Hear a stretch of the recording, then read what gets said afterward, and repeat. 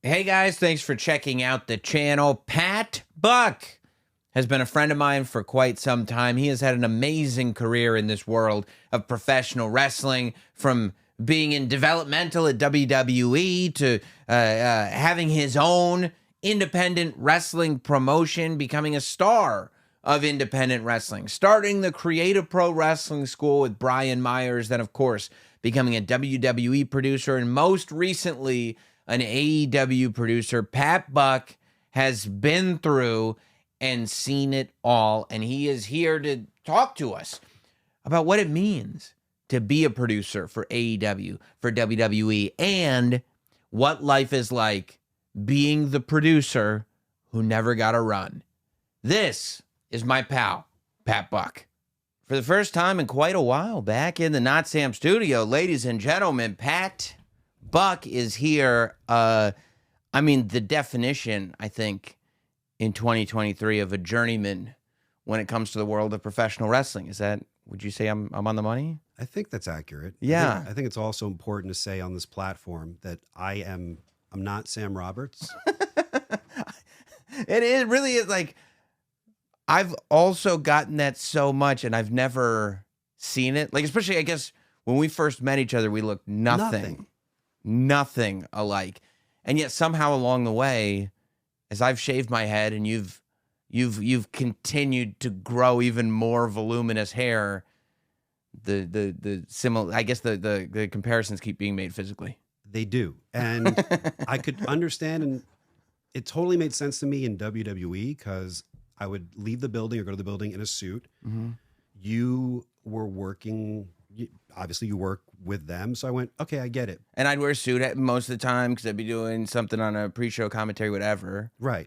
And, suits they're very, you've become a man of suits. You like a good fitting suit. Yep. So it becomes about the suit, not necessarily about, someone's size relatively or stuff like that. Sure. So we're in the same vein. Sure. But the weird part was then it started becoming more outside of WWE. And that's where it kind of, like, there was one time I'm at WrestlePro, my promotion in New Jersey, and I'm standing there next to, I believe, Cardona, and I think Myers. I just kind of came in to say hello and, talk some stuff, and they're signing autographs, and a guy comes over with the WWE encyclopedia. Are you in the encyclopedia? I'm in the program. Okay. I don't know if I'm in the encyclopedia or not. I'm definitely in a bunch of the programs. What's the difference in the program? So like the program are like the merch booth program, like for the pay-per-view programs. It's still like the picture of me is in there, and okay. So it might be that. This did look like the encyclopedia. Okay, so maybe. So comes over, and it's not weird though to kind of go, hey, could I get an autograph, because I'm an agent, but WWE producer. So I'm like, okay, that makes sense. Like I've signed enough of those, and open up the book and I go to sign again. I'm at my promotion. I'm at WrestlePro in New Jersey. If there's any place where I think I should be known, it should be the place I created. The one that you built. Yes. And as I'm about to sign, he goes, man, I'm such a fan of your podcast. I love the show you do with Jim. Ah. The one blessing was I don't think Myers or Cardona heard it. Oh. And I just closed the book. I went, and here's the double rib, is that when I give it back, I go, I'm not Sam. And your thing is not Sam. Right. He's like, I know. That's what I mean. Which that did happen a different time going into AEW. And I'm wearing the suit and I hear from far away, Sam Roberts, blah, blah, blah. I get close enough and they're like, Sam. I'm like, I'm not Sam.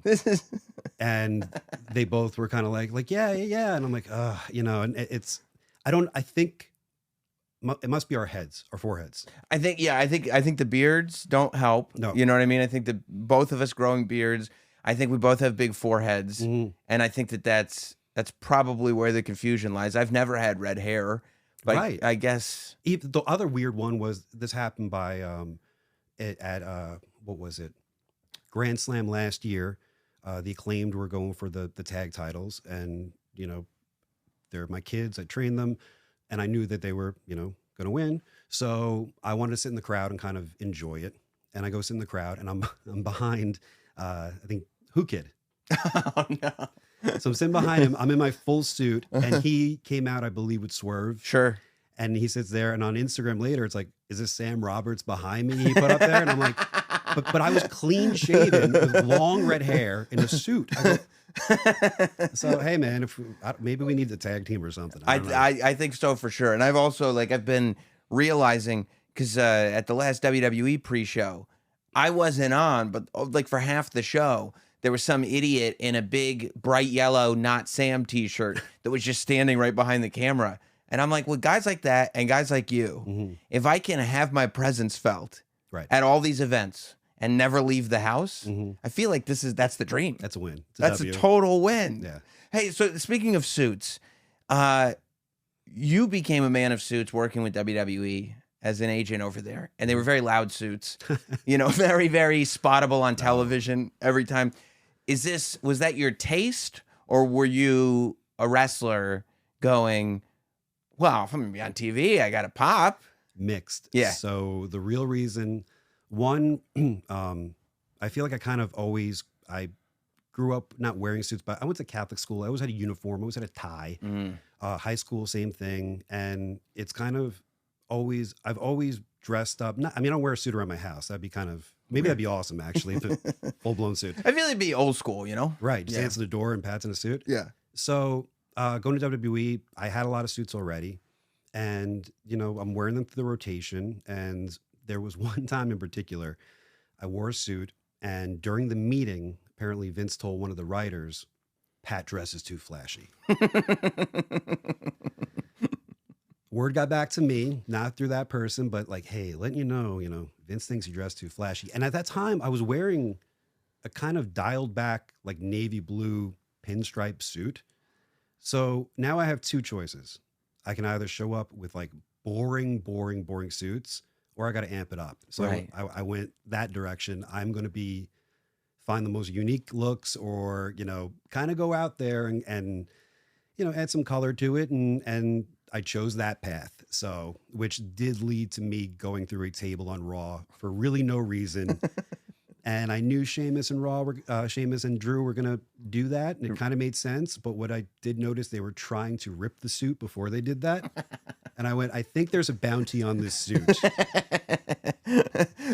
Yeah. And there's a classic promo too that's still on YouTube of you being helped off after the thing and going oh, I was just trying to do this. And my neck hurts, my back hurts, ruined a perfectly good suit.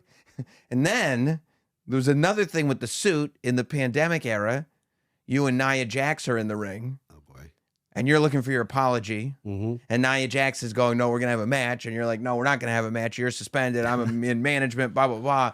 But when she attacks you, she doesn't just go for you. She pulls the jacket to your elbows so your arms are pinned back. And then she headbutts you, gets a makeup smear all over your thing. And it did look like there was another attempt to ruin another Pat Buck suit. You're right. I actually forgot about that. Yeah. And that's coming off, I think, a week or two prior, where it was kind of a random thing. Again, this is during the COVID not even Thunderdome era yet. No, it's PC era. Yeah. And Vince had an idea of kind of let's have a suit out there that she can throw around. And I believe the first person pitched was Chris Park. He's a big boy. Oh yeah. Maybe it doesn't mix very well. And then, I don't know if that really. Well, there's Pat. Okay, sign me up. I'll do it. So we did the first time. The first time it happened with, I think, Nia and Shayna. And Shayna was involved too. And she ripped my suit, and then we had to do a second take. And I went, I don't have a suit. I didn't pack two suits with me. So then I just had my dress shirt on. That got ripped off and whatever. And then she came back and then did it again. But yep, there's been, I think, a love-hate between which is ironic, because if anyone dresses loud, it's the chairman of the board. Yeah, with the tie knot that's a different color than the tie. I mean, it looks great, but it's loud. It's loud. Yeah. So I think it was kind of but I didn't back down. I kept amping them up and, they probably respected that. They probably respected that. It's also very funny that you set the story up that way, because if you go, that's another YouTube classic. If you go back and watch that one on YouTube, Nia keeps talking about how small you are, which I'm sitting there like, he's not that small. Why does she keep, he's a pretty big guy. But because we went from We went from a larger agent to being like, no, let's use Pat. Now it's going to be all about Pat Small, and we're going to ruin his suit. I think also in that capacity too, where suits are slimming, especially Yeah. tight fit. So I think, you know, again, I always heard that too. I think Vince thought I was a lot thinner than I really am. I'm like, I'm 205, 210, you know, I'm Yeah. 5'11". That is small in what he traditionally likes. But I also think I will give him full credit. Every time a suit was destroyed, he fully bought me a new one. So that was Sure. very nice of him. So that, yeah, and then that you should have started having working suits, right? Like suits that you were kind of sick of. You bring those to TV. That way, hopefully they'll get ripped up, and you'll have a new one purchased for you. I would make the joke about that in my expense report. Be like, the suit was only $40, but the shirt was like $800. So, you know, let's find something nice. It is smart though to go like, even if this is becoming a rib, or even if this is like, it's a good thing to be the guy. If you're in wrestling, this is the only sort of industry where being the guy with annoying suits that we want to rip up on TV is a good thing, because you're on TV getting your suit ripped up all the time. It's great. Sure. Lean into it. Like, again, it took that. It's like, hey, he thinks you dress too flashy. Well, let's see how he thinks now. Like, Yeah. that's kind of, I'm so glad, because I've heard other people go the other way, like dial it back, or like doesn't like their hair and they do something. Nah, let's keep it up. Because you don't want to be forgotten either. No. Right. You don't want to like, oh yeah, well, he corrected that, so I don't think about him at all anymore. Right. Like, now that's your thing. What did you learn there? Because I was talking to Brian Myers in here not too long ago about when he was injured and he sort of took on that role as a producer in WWE for a while, and how it kind of really expanded his mind in terms of a performer, in terms of taking, sort of the advice, not advice, but directive from management. Right. Where it's like, okay, now I know where this is coming from and why it's happening. It's not this thing. Everybody's just looking to create a show that is a show. How did you just grow as a person in this industry from that role? It was something that when I first was told or asked, hey, would you consider being a producer here? My first thought was like, me? Wait, hold on. Age-wise, you think about someone who's had this like not only a lengthy career, but a lengthy career in the place you're going to produce, you know, let alone coming in there, I think mid-30s going, I don't know if this makes sense to me. And I remember, of course, I said yes. I think, you know, when you're a wrestler and I kind of felt like I always had limited opportunities. So say yes to everything. Mm-hmm. So I would say, absolutely, I'm interested. And I remember actually the first person I messaged at when that was off or brought to my attention was Hawkins, who was in the building with me. And I went, hey, I just got offered or asked if I could do this. And in my head, I'm trying to like justify it. And he goes, yeah, that makes total sense. How? He goes, well, what have you been doing the last like 10 years? You've been running shows. You've been training. Like, I own a training school with you. You have 2 training schools. You've been like, how are you not a candidate for this? So there's the physical, there's the art of talking to, you know, whether I'm talking to a student I trained or dealing with negotiations with Bret Hart or a top, Course, you know what I mean? Like there's yeah. a skill set there. And I went, oh, maybe this does make sense. And then what I did think though was the next process would be coming on board and kind of walk slowly, maybe work the opening dark match, maybe work with a newer talent from NXT and kind of find your footing, or you do shadow someone for a while. Like my first 4 months, I got to work with everybody. I got to work with, you know, Fit and literally shadowed every single agent just to see how they do things. Then you're thrown in the fire. And then I remember like very fast, like after like 3 months, it's like, okay, well, I remember the first time I kind of panicked was like, oh, I have a Randy Orton match. Like, how does this work? What can I say to Randy Orton? Right. But then I found that the top guys were actually more, and women are more open to ideas from anywhere, as opposed to some who I feel like newer talent, they're a little more protective. They don't know what team you play for, but like the more established talent are kind of going, you know, they know you're not leading them astray. So like, hey, do you have an idea? And you throw something out and they go, yeah, okay, I like that. I'm gonna do that. They can also probably at that point differentiate a bad idea and a good idea, right? Right. You never know when a good idea can come from. Right. And it was it's interesting because around that time period, around like 2019, AEW was starting, and I did have talks with not Tony, but specific people about possibly going there. And As a producer or wrestler? as a producer, or agent to the idea, actually, I was told was like an agent to the agents, where you have these experienced coaches, but they're not familiar with this new crop of guys, that were from the independents. How are they going to know what they do? So maybe it'd be helpful, like, hey, this is what this person does. Go ahead, work your magic, Dean Malenko, work your magic, Arn Anderson.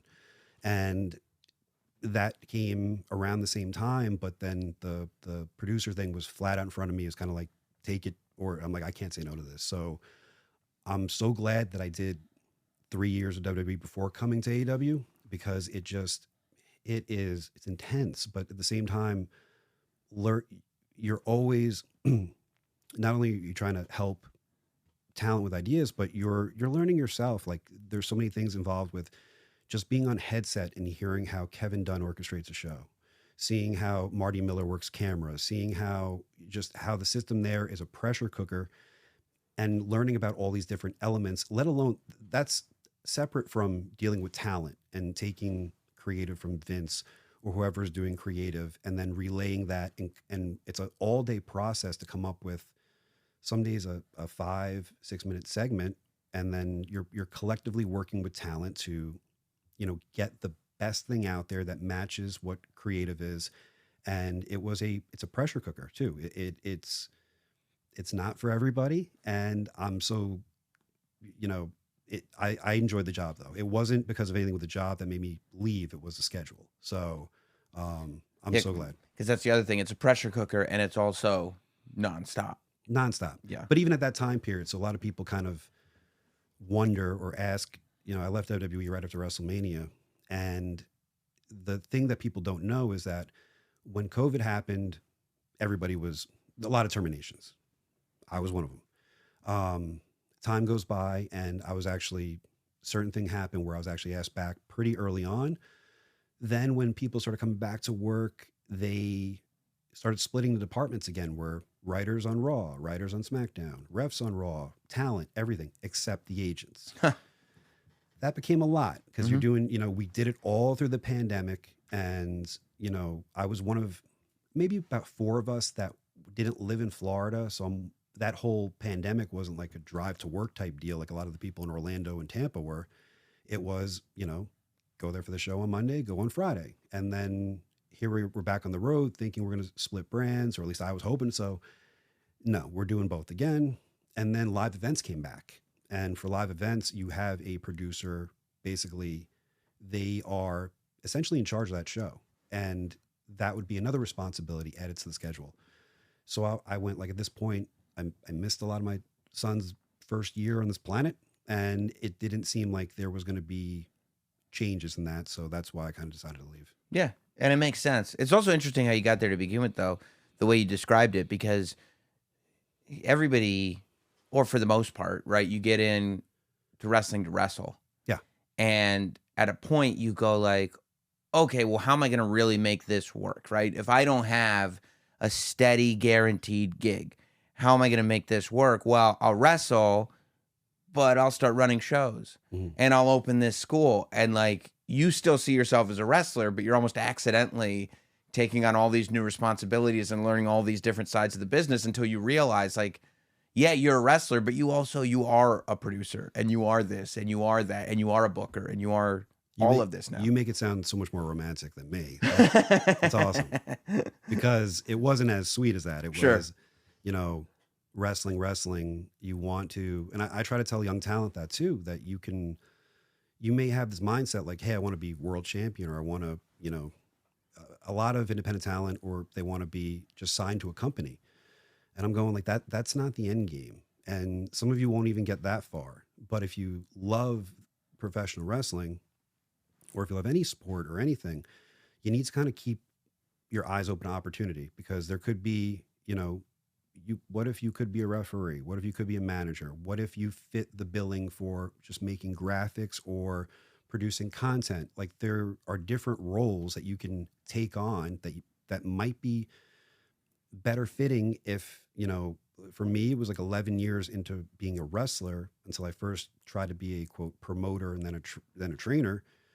That's when I could actually pay bills. You know, it couldn't happen beforehand, but it was more out of like, okay, I'm not getting hired by these companies. What do I have to do? I'll put on a show. I'll wrestle here who I want to wrestle. And then when that started picking up steam, okay, I'll do this the rest of my life. If I want to wrestle somebody, I'll book them myself, or maybe I can do a couple independents here and there.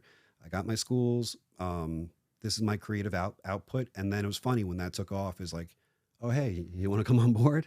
So yeah. Yeah. And for those that don't know, and I think probably most people do, but a producer, agent, whatever, the job is to take individual matches and just kind of work with the talent, putting the match itself together, correct? Pretty much. Yeah. It's, you have your vision from whoever, be in charge, whether it be a creative team, for me now, it's Tony Khan, and you take that and you will, on the average, have maybe 1 to 2 segments, could be matches of television. WWE is a little different from AEW, where WWE, if there's physicality, the producer will be involved in like the promo segment. Mm-hmm. If they're not, it's completely on the writer.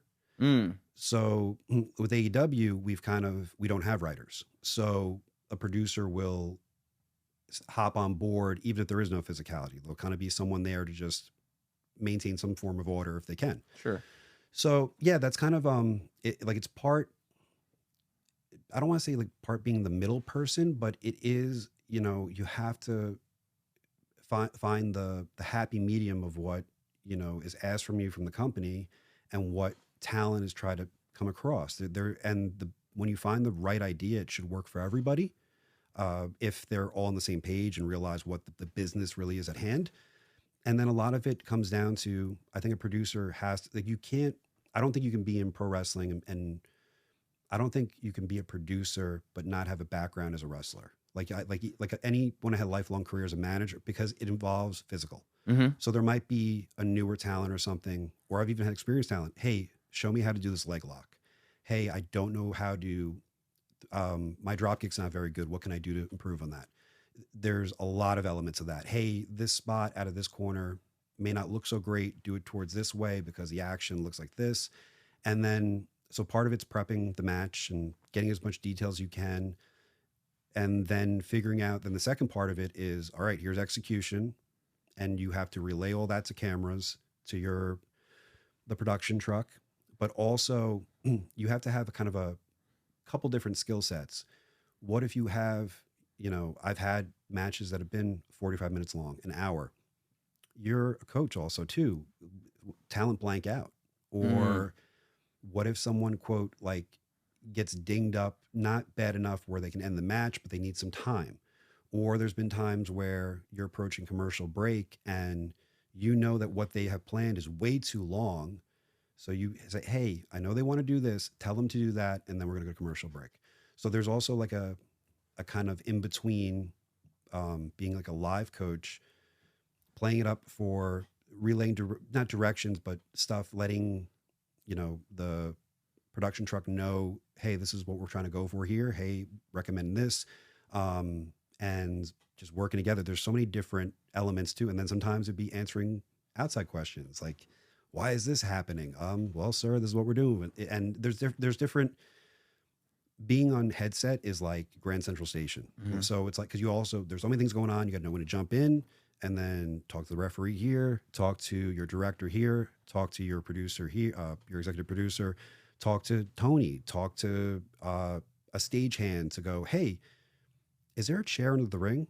There's not. Hey, when we go this, can you put that under? I could have sworn, like, there's all these like crazy elements that people just think it's like, that it's a lot simpler than it is. Yeah. And it's wild. It's nuts. It's always amazing to me because, like, and you described it really well, because like it's one of those things where you're a part of this massive puzzle that's putting on this show, that's telling this story.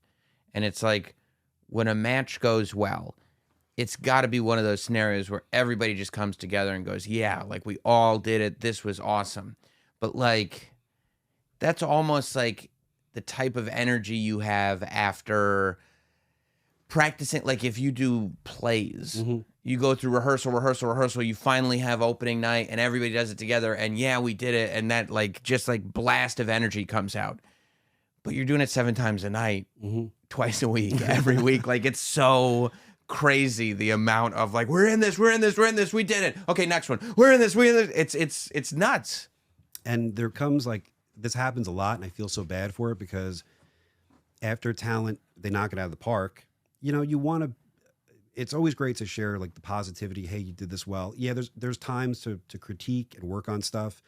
I find that that's not best right after a match, because who wants to come back from a match and then, especially if you know that it didn't go well, and go, hey, blah, blah, blah, blah. Let's digest. We'll talk half an hour. Let's figure this out. Or next TV, we'll review the match. But then there's a lot of times where I've had like, wow, this is awesome. And then I go, oh man, I have the next match. So I can't get off headset to go talk to that match. And then they think I'm like mad at them because I'm not going over to it. And I'm like, hey, I got one more to call. It was good though. And so there's so many funny things, but but I think it's genuine though. Like when it does really go well, like there's part of that, like coaching, there's so many different highs in wrestling I felt as a wrestler, as a promoter, as a trainer, and now as a agent or producer. Like it's different. That went really well. And sometimes it's not so much even the match. Like there's one time, and I think in AEW, that a lot of the battle royals, they're Tony's thing, and Tony's different things. But a lot of the in between stuff, you find out Tony's vision, what he wants to do. But think about a battle royal on television, to tell the cameras, hey, this person's being eliminated, or this entrance happening here. You know, it's easy to call a one-on-one match. Think about these more complex, multi-person. So for that, like, you know, I'm following Tony's lead, but I'm also, okay, I have my order of eliminations, and by who and by what. So then I become a little bit of an auctioneer in headset. Hey, got to follow this person. I remember at the end of that, the production truck, like, we all let out a sigh of air, and like I think we all clapped for each other. Right. When we able to get through this and kind of get every shot and try to, those are always fun. That's wild, because that means that you have to kind of know or have it written down or whatever. Like, this is the order. Go here, go here, go here, go here. And then if something happens out of order, which is inevitable in a match like that, right? It's never going to go perfect. Never. Oh my God, that just happened. Okay, never mind. We're going to go back to this. I'm sure they're going to do that next. And you're oh my God. By the way, that was the opening match. Yep. And now we go. Right. Yeah. There's a lot of that. There's a lot of, you know, it just, yeah, it's a Wild West, but people would never really think like that. That's why I think people think, oh, you know, an agent's just someone that going, hey, do this hold, and then sits there and, you know, the days of Blackjack Lanza, and then gives the time cue, and then it's over. No, it's integral. It's so, there's so much to it. And then you learn not to do what not to do. And most of the time it's by having a massive mistake. And then there's things that there's things that I carry over to AEW where I'm like, I'm not going to use the word traumatized, but I'm like, I can never have that happen. For example, in the Thunderdome, you would never, and most of the time you should avoid this too. You shouldn't have a manager on the hard cam side of the ring. You're just getting the back of their head. He's back, yeah. Thunderdome, that was an extreme no-no. There's no people there. It's a horrible camera shot. So if you even kind of went by that area, it was like, what is that person doing? Pat, why is your talent doing that? And I remember one time in particular, I had I think it was a Corbin, maybe it was Corbin versus Buddy Murphy, and the Mysterios were involved. And remember when we had Dom, before Dom was Dom, right? And Aaliyah and Ray's wife. I don't think his wife was out there, but Ray was out there, Aaliyah was out there, and so was Dom. And we wanted to have Aaliyah involved in a spot. And you know, Baron Corbin does the tribute to Boss Man type thing. He slides out from the post, wraps around, goes back in the ring. It's one of his moves. So we did the thing where he slides out and Aaliyah is kind of just standing there. And the creative that night was get all of the Mysterios involved to kind of rattle Corbin. Like Dom's involved, Ray's involved, and they're rattling him. Then I think Buddy defeats him. So Corbin slides out, and here is Aaliyah in his face, just kind of standing there. But the spot was near Hardcam, like by that post, and they can't get her face. And you would have thought I lit the ring on fire and like did something atrocious. And I went on something so minute. You still know she's there. You're still getting the Corbin going like, hey, what are you doing? But we didn't get her face. And then we continued. That's all it was. And I think I didn't sleep that night because of how, Pat, you messed up. You can't let that happen again. What the heck? So when I come to AEW now and I'm like, I get these like moments like, tell the manager, don't go there. And they're like, yo, chill. It's fine. It's fine. We still know there's a manager there. So it's like and it's not a right or wrong. It's just kind of embedded. I can never say belts ever again. Right. It's always title. It's always championship. But I do love that about AEW. I don't have to, panic about those things. Yeah. But then also at the same time, you're like, there's got to be some kind of middle ground. Yeah. Because like that attention to detail, it's insane for your brain to have to deal with that. But also for us watching, we don't even understand the benefit that we're getting, right? Like the fact that attention to detail is being paid is why when it's good, it's great. Yeah. Happy medium is a perfect thing. I believe happy medium on everything. Referee stuff. It doesn't have to be they shouldn't be the smartest person in the room. But they also shouldn't be like, I don't know what's happening behind my back and I hear fireworks, but I'm not going to turn around. Right. There's a way to do this. And I think happy medium is the perfect way to put like good pro wrestling or what works for everybody. Right. And fun. Like it's just like sometimes it's like, okay, well, I can look past this because it's fun. Right. Like I'm having a good time watching this. As long as it doesn't insult your intelligence. Right. Yeah. What do you think now that you've spent significant time in the belly of the beast of both major promotions, which not that many people can say that they have, what do you think is the biggest misconception that fans have about WWE and that fans have about AEW? Man, it's hard to say because I feel like the climate of the fan is changing. And I think that maybe I've the worst timing because I remember feeling a specific time when in WWE in the Thunderdome where I had conversations where it felt like WWE couldn't get it right amongst the wrestling fans in terms of it was like AEW was this new thing. And then a lot of times now that I've been at AEW almost 2 years, maybe there is this climate of, I feel like there's so many eyes on AEW going like, why are you not doing this the way they're doing it? And I don't know if that dynamic shifted. I don't know. But I think the fundamental difference is AEW, or at least with Tony, it's about the wrestling, it's about the matches. I kind of think WWE is more about just overall show, just about the spectacle. I don't even know how important the wrestling really is, but and also what happens in, WWE's embraced this a little bit, but AEW, it matters what you did on the outside, and it still matters. Like they pay attention to. And maybe that does kind of dial in and make our product more engaged for someone who pays attention to a lot of different things in wrestling. But that is always an interesting philosophy compared to just getting as many mainstream people in the product. Does that work? Does that not? So I think that the main thing is, our matches are longer. You will see a lot more. And also you will kind of know going into most AEW programming what you're going to see. Like, it's all in front of you. WWE be more vague about it, and I don't know there's different different flavors of ice cream. That's it. I feel like that's the phrase du jour these days in wrestling, that like there's different flavors of ice cream.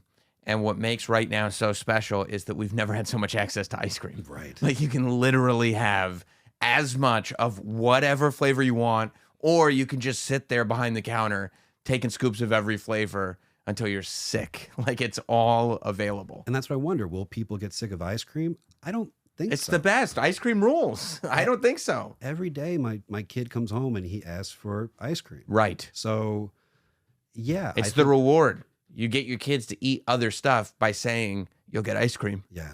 Right? I'm not there yet, but I'm trying to. He wants the ice cream before the food. So yeah, absolutely. Hey, do you think Jeff Jarrett is following you everywhere you go? Have you ever considered that there may be something going on? I mean, you've got to marvel at Jeff Jarrett. We've spoken about Jeff Jarrett before when we were doing Notsam Wrestling on the WWE Network. You were over here and we were talking about the Jeff Jarrett, Shawn Michaels in your house match, which is incredible. But I mean, I know you worked with Jeff Jarrett with WrestlePro. You crossed paths in WWE, I want to say, and then now in AEW. I mean, you've got to marvel at this guy. I do. Oh, of course. He has 9 to 10 lives. And yeah, that's ironic. I think I never thought of it that way, but that is true. But I think also my association with Sanjay Dutt is kind of who was like his person. That kind of led to, oddly enough, it sort of led to me. He was a part of me getting in WWE. Long story short, they eventually asked the producers, who out there do you think, because WWE was going to Fox and they needed another crew and they had like 9 producers, like we need to double up. So they asked the producers, hey, and I think the latest ones that were on, they were going in a younger direction. They brought on Daivari and Abyss and Helms and I believe Sanjay. And I think they did that because of the success of Tyson Kidd, because he was doing so well. They're like, well, we don't need we need a younger, fresh take. And they asked a lot of those guys, hey, who would, if you had a list of 3 people, who would you recommend to be a producer? And 3 of those people put my name, and that was awesome. And Sanjay was one of them. So, and Helms and TJ were the other 2. So I got to give them the credit too. And then, but then, Sanjay left. He went to, after main roster, he spent some time as a trainer in NXT. He went to AEW. He's integral behind the scenes doing all that stuff. And we, just stayed in talks like, hey, how's it over there? How's it over there? How's it there? So he was kind of very important for me to, I guess, end up at AEW. He was definitely a big part of the picture. And Sanjay basically learned everything from Jeff. So it's kind of a core, it's strange. Yeah. It's like, because sometimes it's funny where there's a couple people like, and sliding doors. My last day was Cody's first day. So it's like I was his first match. And it's like there's weird things with people when I really think about it. Like, oh, okay, that's interesting. Yeah, I'll get back to Cody in just a second, but I also do want to take a second. I feel like people don't know really how good Sanjay is because he does so much behind the scenes. Like, obviously on screen he's great, but like I feel like people aren't fully aware of just what a massive skill set that guy has and how much he really does. Like, I've never heard one person say anything other than that guy's great, and I've only had amazing interactions with him. Yeah, for sure. There's a lot of dynamic personalities, a lot of great performers in wrestling. But when you try to assemble basically a team of like, how many people are there that can be very responsible, that aren't going to cause problems, that know to operate technology, like it's not to put that out there with wrestling, but there's not a whole lot of. It gets really hard when you start thinking about, especially for both WWE and AEW, who would make a good producer. It's hard to think about that because what are the qualifications? And he checks every box. He's brilliant when he does. He handles more of the backstage promo segments. I'm more of the anything in arena, in ring. I think we have similar but different skill sets, and it's been a blast working with him. Yeah, I want to talk about the connection with Cody Rhodes because they just put out that I have a handful of interviews that I'm like, these are like some of my favorite ones that I've done, right? Mm-hmm. And one of them is in the Cody doc, and it's with Cody, and it's in Rahway, New Jersey, and it's at the Rahway Rec Center, right? And that was, I think we did it twice, but I think that might have been his first show for WrestlePro, but that was something that you put the whole thing together. Yeah, you were there at the very beginning of his sort of venture into the independents, right? Yeah, I mean, we haven't spoken quite a while. Like, I mean, can imagine what his schedule's like. My schedule, different but similar. Yes. So I think just timing wise, I remember being in OVW and I'm there for a year or so, and I was kind of like the young kid in the contract class. I was uncontracted, but I remember I'd always be first one of the buildings. I always thought I had something to prove. And I do remember this kid coming up to me, and the day before, Dusty was actually down there visiting, kind of like teaching, coaching, would watch the matches, and then basically give you his feedback. And the next day, here comes Cody, and I remember, shaking his hand. He goes, yeah, my dad was here yesterday, and I didn't put 2 together. I'm like, your dad? He's like, yeah, Dusty. I'm like, oh, interesting. And I just remember we would trained. You know, he was a new guy. I was quasi the new guy. And then a couple months later, he had his first match. Although I think he had training beforehand. I think he was kind That's of what people say. Yeah, it was just okay. You're taking this a little bit. Something's not right here. Maybe He's been accused of doing Cody lies. Yeah. So, and you know, just knew him from developmental, and then we'd always kind of stay in contact here and there, and then hearing that he was coming back to WWE, but I just thought it was ironic. Then he showed up, and I'm like, oh yeah, I didn't tell him, of course. I'm like, yeah, I'm out the door. Yeah. I'm gonna ask for quit tomorrow. Yeah. So, yeah, it's interesting the way all that stuff works out. but the independent stuff, I forgot. Yeah. Question. So like I remember he left, and of course, being a promoter, it was easier to promote 10 years ago than 5 years ago, because you'd have things that just were available to book, and there was only really still one place. I mean, I know they're Impact and stuff, but you could book them. You can book people in AEW still.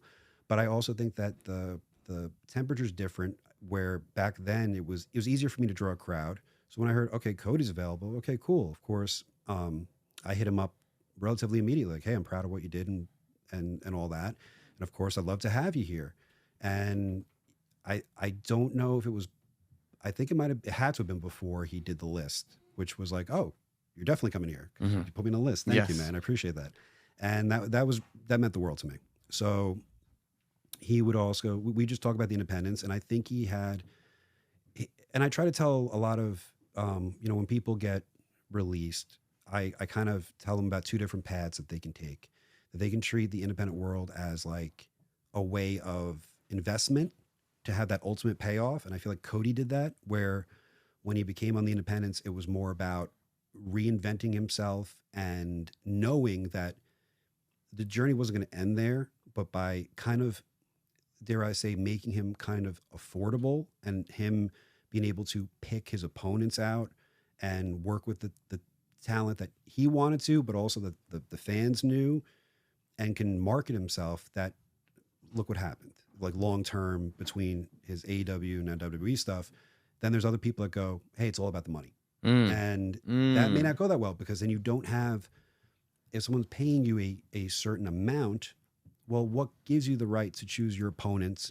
And you might not get the best style. Sure. If someone goes, hey, chances are it might be the promoter himself going, I want to wrestle you and beat you for this double your price tag sort of thing. And do you want to take that road, or do you want to take a thing where you're remarketing yourself? And I think he did that, and he took that path. And boy, I try to explain that, because some people, especially those that leave WWE, I'll have a lot of conversations with them. They'll go like, what do I do now?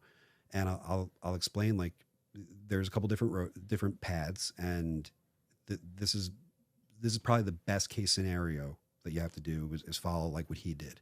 So, because you're not gonna, you can make a comfortable living, but I think, and I try to tell my students that are independent wrestlers, that I don't think you're gonna make a great, prosperous career financially on the independents, but this is all investment. Get into debt, because you're hoping that in this time period, when you get that opportunity, it'll pay off. So right, and build something that will get you out of debt.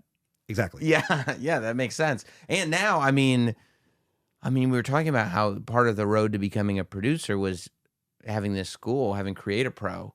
And I mean, you look at where you're at now, and it's like MJF, the Acclaimed, Chris Statlander, like so many people that are not just in AEW, but top personalities in AEW that are considered homegrown AEW talents, are all coming from CreatorPro. The 4 world champions, no big deal, right? No big deal. No big deal. To what do you, I mean, other than the fact that they're really good and they got a really good trainer, like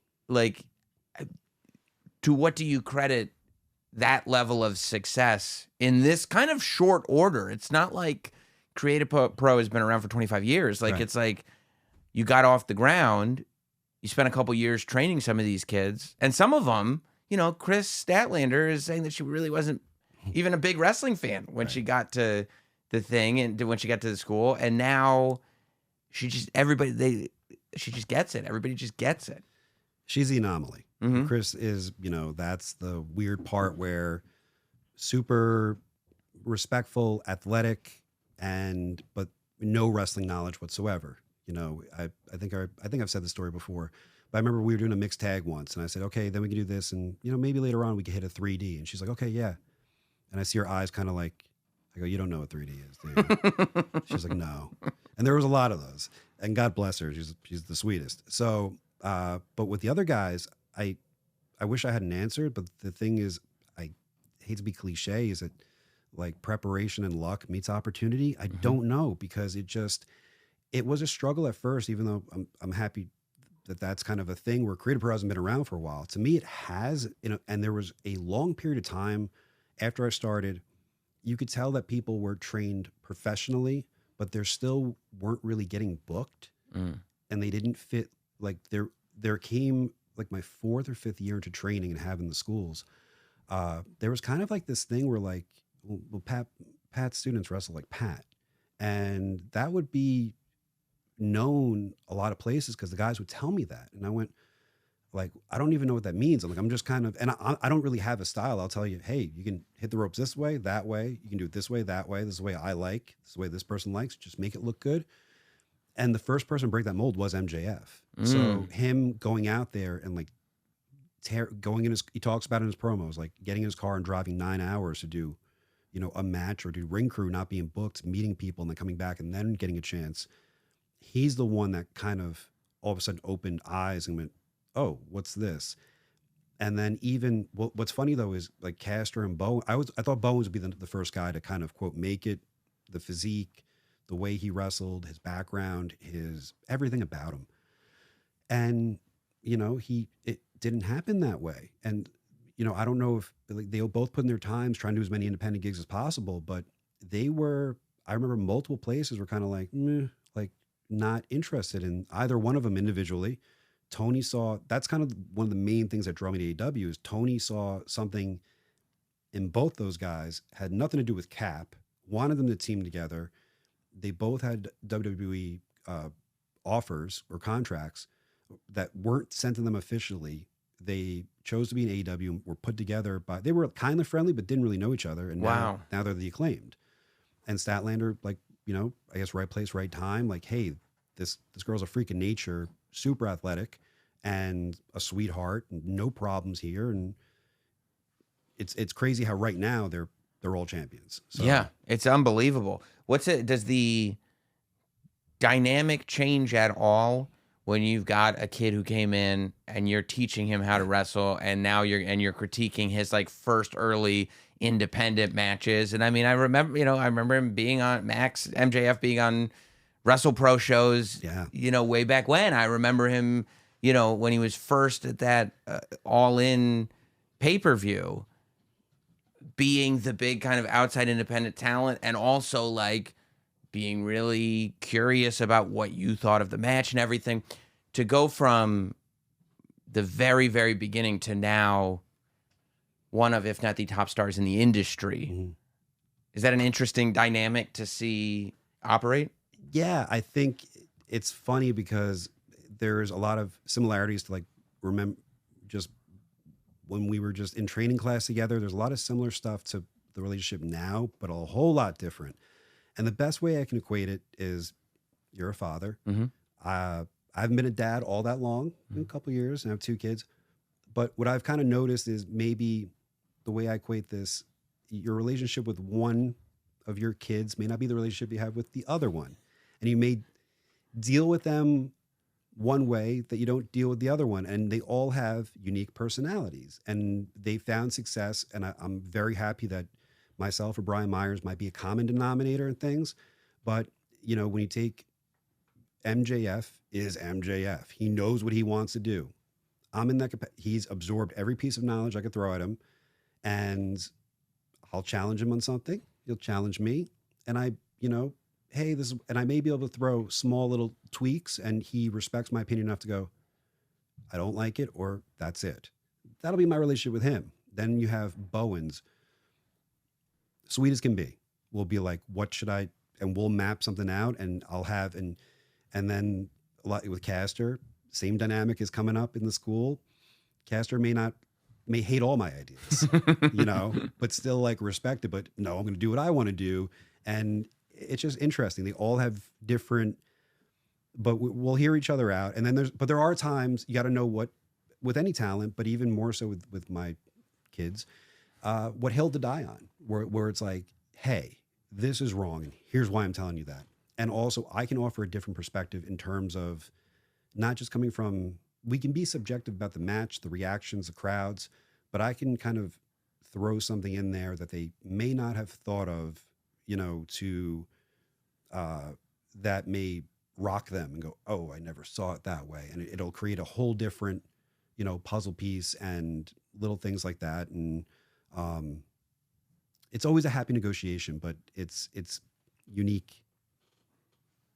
They're all different. They're all snowflakes in a good way. Not in that way, but like, they're all unique. They're all unique snowflakes. And I'm probably, again, being overly romantic, and I can look at it from way back, but there is something amazing about kind of helping somebody at the very beginning and seeing them when they don't know anything and watching them get to a point where they're listening to your advice and going, no, I'm gonna do it my way, and their way works. I mean, I'm talking to someone that probably has had this in their career, where I saw you come up the ranks. So you tell me how that is. That's great. I mean, when you're like, I mean, because it is. It's not you because when somebody's giving you advice, it's always coming from their perspective, and that doesn't mean that it's not good advice, and that doesn't mean. But at a point, you do get to a place where you're like, that would work for you, but it won't be the most effective thing for me. Right. Right. And you have to know at a certain point when it's like, okay, I'm listening, but I also know that, no, my course needs to go in this direction. That's his course that he's talking about now. 100%. You know what I mean? And I think it's a good thing. But what's weird for me is I give advice a lot of times, not from my perspective, where I go, hey, this is something. If a talent does a certain thing that I can't think of a particular example where, you know, they might do, gosh, I wish I had something concrete, but I'll say like, look, I don't care about this. However, I know that other people will, and they will use it against you. And here is what they think about it. And for the most part, most people think this way. So I'm telling you about that. I don't care about this, but here's that. And I'll present, you know, I'll do it more in a training capacity where it'll be like, oh, someone hitting the ropes, or someone taking a body slam. A lot of people, not to get into the boring technical stuff, but when you pick up someone from a body slam, your left arm should be under their or on their right shoulder, essentially. And you keep that in place and you protect them, but you slam them hard. There are those out there that say you got to remove that, put that hand kind of in an area to protect their head and do it that way. I've seen on tryouts, whatever coach, agent, whatever their preference is, well, that's what's right. And that's what they have to do. You could do it either way, but I'll tell a talent because they'll be, well, I was told this way, or I was told that way, or what should I do here? I go, well, here's the point. It matters who's in charge that day, you know, what you want to do. But if you do it this way, I've never really seen someone get hurt on it. However, if you do it this way, you can over-rotate someone where they land on their butt and then hit their head and knock themselves out. And I have seen that 2 or 3 times. So you got to make the decision for yourself, but also if someone's evaluating your performance, what do they like? Right. You kind of have to go down that path. So, and I try to tell them a lot of times it's not about what you or what I think. It's about what the person in charge thinks or what, you know, or sometimes they're thinking so advanced. I'm like, that person in the third row is not thinking what you're thinking. They don't look at you the way you're looking at yourself. So we got to dial this down. Most time it's not being more complex. Most time it's being a lot more simpler. And that's something that always happens. That makes sense. Yeah, that makes sense. And shifting perspective is important. Do you have a favorite AEW match that you produced? I know if I said that, I would offend people. Oh, I didn't even think of it. You know what I mean? Yeah, So of course. Like, oh, never. I mean, there is something special to being the agent on the main event of Wembley. You know, that's of speaks course for itself. Of course. You know, but I don't look at it like there are a lot of, especially in AEW, there's a lot of talent that have a particular coach they work with or request to work with. And I have a lot of those, but like there's there's sometimes my favorite things that happen may not be for the reason like, oh, that was awesome. It may be like we avoided a situation in terms of timing, or we just made like there could be, sometimes I worked with newer talent and I didn't expect something to be even barely passable. I hate saying that. And then they rise above all expectations and they actually get over. So, yeah, but I would also have many people kind of going, oh, you didn't like that match, or showing up to work. And I would say the Wembley is a pretty big, yeah, pretty big deal. At the same time too. And maybe, but there's been, there also comes a time too, where the talent that you have, especially my kids, where sometimes I feel kind of not weird taking their matches because maybe it presents to the person they're working with. Is there favoritism here? Is there some sort of like nepotism? And it's like, no. But there's the ones that kind of stand out this year that I'm like, that was pretty heavy stuff with Wembley, the Iron Man match, that kind of, really, really cool. Yeah. Cool stuff. That's really cool. Yeah. Both of those are just one of them would be unbelievable. You've also you've wrestled for AEW. Yeah. You're putting your boots back on, which is amazing for you, I guess, on some of the live events that AEW started doing. Did you go to Tony and go like, hey, one more run? People joke around like, oh yeah, I got one more run, brother. I'm like, I didn't have a run. I think people forget that though. They do. Right? Because you're a good producer and like you've made a pretty significant career for yourself producing over the last several years. Right. That they forget that you're the one of the group that didn't get that run. They probably assume that, oh, it probably happened somewhere. Like maybe he was he was the Patriot, or he was like this person. That happens a lot. We're like, oh, you want, and like, well, I never really had one. So, of course you like want that, but I also would be so embarrassed to be the guy trying to get that. And I know that is wrestling too. Like, hey, like, some people say don't be in this unless you want to be world champion. I beg to differ. I don't think that, and Myers kind of argued a sentiment too, where it's like, there's only like so many spots for this. So know where you are. Doesn't mean you can't rise to something, but like I came on board. It was a conversation with me and Tony in terms of wrestling, to relating it back to the Creative Pro alumni, was like, hey, that we really don't have a developmental place. And I wasn't pitching Creative Pro or anything, but I went, you have these people that are basically champions. They didn't really come to be from me not just coaching with them. I did every drill with them. I wrestled them on shows, wrestled them on birthday parties. We had I go, that's the integral time of that. And I go, I think I'm a proven asset in that. So you have all these guys on the roster. And I remember in that conversation, it was like Powerhouse Hobbs. And I looked at like Satnam Singh sitting over there. I went, give them to me on dark matches, on live events. Let me be the person. I'm like, I can legitimately get 10 minutes out of Satnam Singh. You got this guy who's an anomaly in India, and you have all these people here, but like, you're only going to get better. I'm not saying I'm good or whatever, but like, you only get better from wrestling someone better than you. Let me be the person to do that. I'm not looking for, I want to be your Brett Armstrong. I want to be your Irish Barry Horowitz. I want to be that.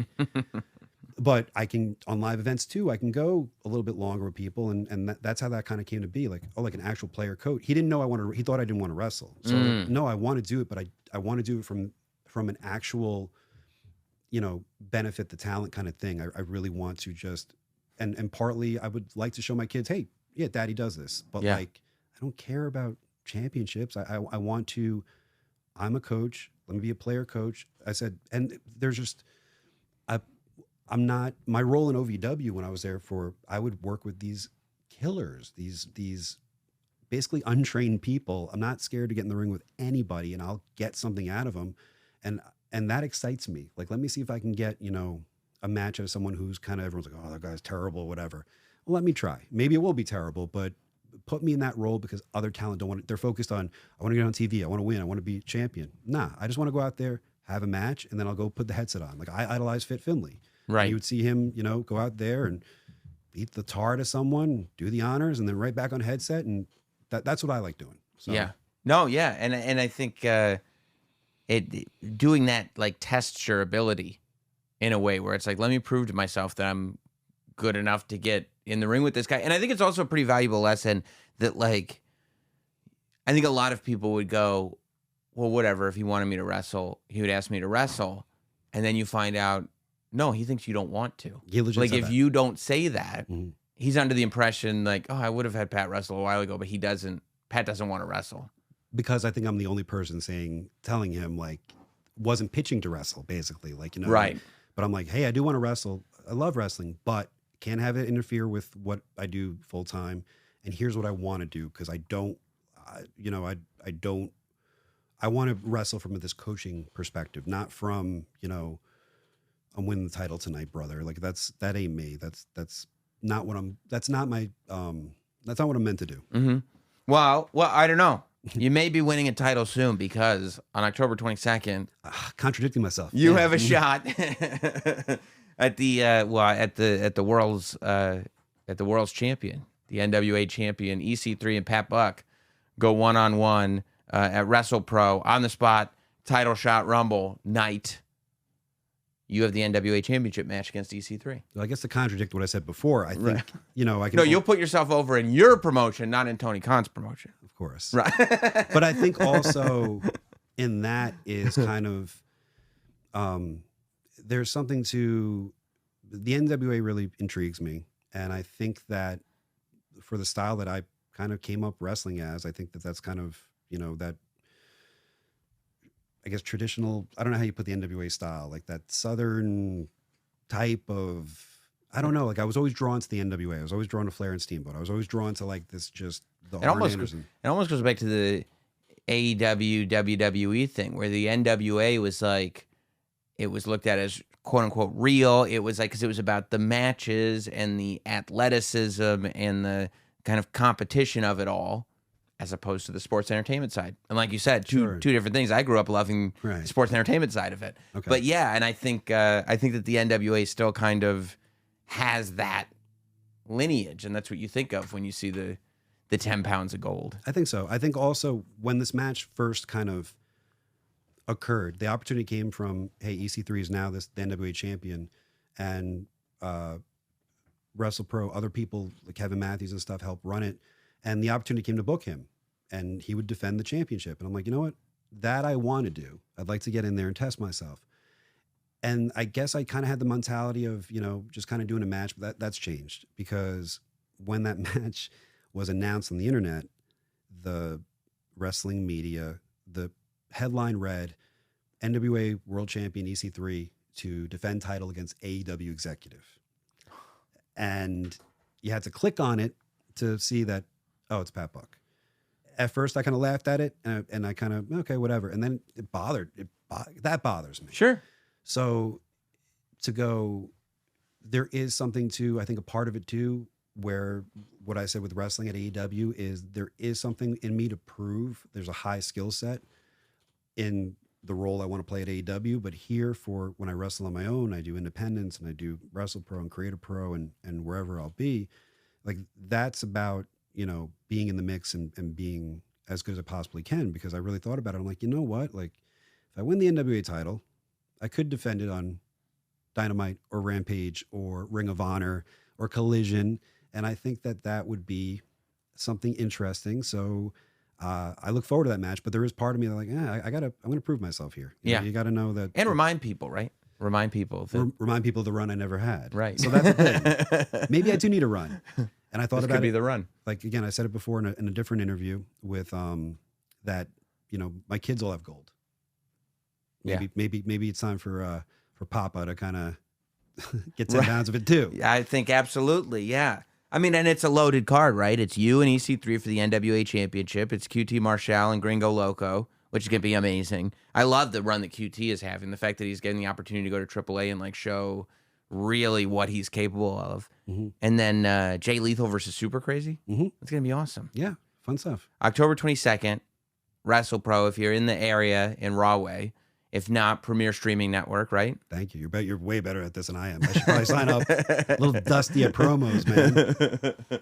Yeah. And I think, I hope people do take the time to check it out, especially since you're running shows on Premier now. So it's like, even if you aren't in the New York, New Jersey area, you can still watch it live, just because you guys have been doing really well done, well run independent wrestling shows for a long time. And that's a pretty big accomplishment. Thank you. In the industry, especially in independent wrestling. Yeah, I think I've hit about going into my 11th year promoting that I thought would be one show and done. And I think I'm in the ballpark with all the 2 different promotions and a past promotion. I might be somewhere between 350 and 400. Wow. Yeah.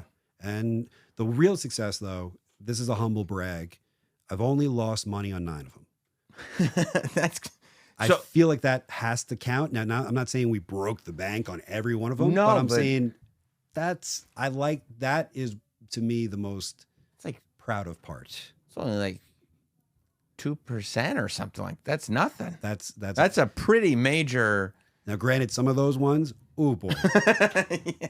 Maybe the reason why I kind of was very careful going forward is because I ate crap so badly. Right. We can't afford. It's a horrible mistake. Yeah. Don't book Great Muta twice, have him wrestle on one night, expect to draw the same crowd the second night, but then realize the Ultimate Warrior is doing a signing less than 45 minutes away. Maybe not a good idea. Yeah. First night good, second night. That's done. Yeah. That's done. Yeah. Well, we've recovered. Yeah. We've recovered. It's always good catching up with you, man. I'm glad you came by. Yeah. Westchester pals, man. Yeah, buddy. Through and through. And great suit. Thanks, man. I'm a little disappointed in you. For not wearing a suit? You said, I texted you yesterday, we doing full suits. And I thought you were joking. I was not joking. And then you showed up at the door with a suit on. I was like, well, good. But if I came and you were in a suit and I was in... That would have been worse. Horrible. That would have been way worse. Way worse. Well, now I look bad, but you would have looked way worse. That would have killed my gimmick. Yeah. Yeah. Yeah, well, it's alive and well. Thank God. Thank you, Pat. Thanks, buddy.